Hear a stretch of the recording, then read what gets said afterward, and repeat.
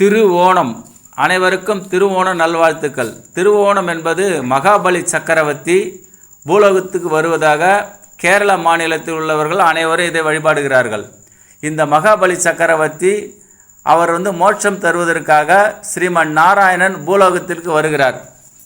பூலோகத்திலே சின்ன குழந்தை வடிவாக அந்த மகாபலி சக்கரவர்த்தி 3 அடி மண் கேட்கிறார். அப்போது 3 அடி மண் தருவதாக இவர் வாக்களிக்கிறார் மகாபலி சக்கரவர்த்தி.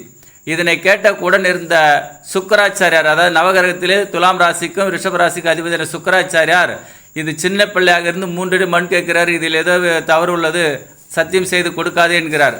இல்லை நான் தாரை வாத்து கொடுப்பது, நான் ஒரு அரசன், வாக்கை மீற முடியாது என்று இவர் தாரை வாத்து கொடுக்கின்ற போது எப்போதுமே அந்த தாரை வாத்து கொடுக்க சொல்லப்போ நீர் போட்டு அதை சத்தியம் செய்து கொடுப்பதாக ஒரு ஐதீகம்.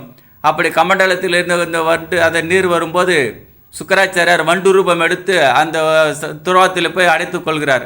இதனை கண்ட மகாவிஷ்ணு ஒரு தர்பை எடுத்து கண்ணை குத்திவிடும். அதனால சுக்கர பகவானுக்கு ஒரு கண் இருக்காது என்று ஒரு ஐதீகம் உள்ளது. அத்தனை சிறப்பு பெற்ற இந்த மகாபலி சக்கரவர்த்தி 3 அடி மண் கொடுத்ததாகவும் பகவான் ஓங்கி உலகளந்த உத்தமத்தால் பேர் ஓரளவு வானத்திலும் ஒரு அடி பூமியில் நிற்கிறார். மற்றொரு அடி எங்கே என்று கேட்கின்ற போது என் தலையில் வைங்கள் சுவாமி என்று வைக்கிறார். அந்த கோலம் காஞ்சிபுரத்திலே உலகளந்த பெருமாள் ஆலயத்திலே சென்றால் பகவான் ஓங்கி உலகளந்த மிக பிரம்மாண்டமான பெருமாள் ஒரு பாதம் வானத்திலும் ஒரு பாதம் மகாபலி சக்கரவர்த்தி சிரசில் உள்ளதை காணலாம்.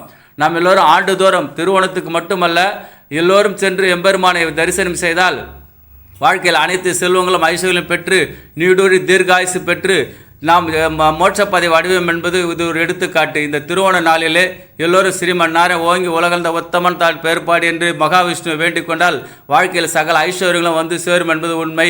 எல்லோருக்கும் இனிய இந்த திருவோணம் நல்வாழ்த்துக்களை கூறிக்கொள்கிறோம். இதன் பொருட்டு மகாவிஷ்ணு வழிபட்டால் அனைத்து செல்வங்களும் அடையலாம் என்பது ஐதீகம்.